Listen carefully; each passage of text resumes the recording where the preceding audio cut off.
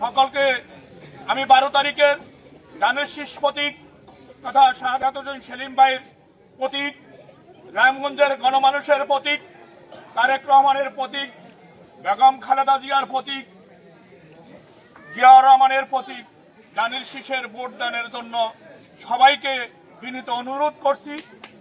এবং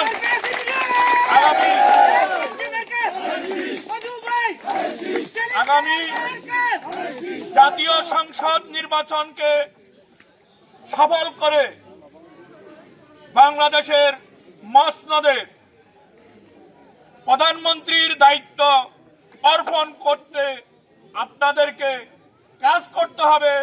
তারেক রহমানকে প্রধানমন্ত্রী হিসাবে দেখার জন্য আপনাদেরকে কাজ করতে হবে।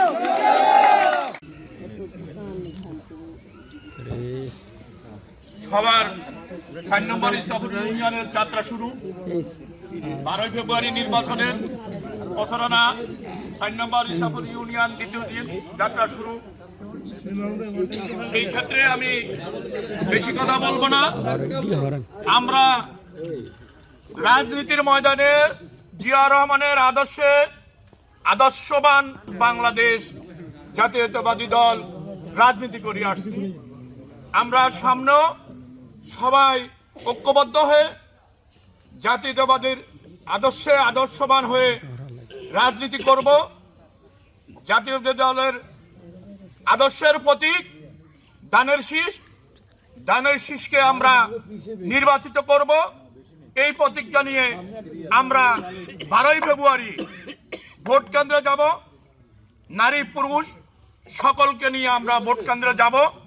পাশাপাশি আমি বলবো, আসলে শুধু জিয়া না, আমাদের নেত্রী মরহুম খালেদা জিয়াও আমাদের জন্য আইকন ছিলেন এবং তারেক রহমানও তদ্রূপ হবেন ইনশাআল্লাহ আমরা আশা রাখি। অতএব কারণে আমরা নিশ্চিন্তা আগামীর প্রধানমন্ত্রী তারেক রহমানকে দেখতে চাই। সেই ক্ষেত্রে আমরা দানের শীষে ভোট দেব। এই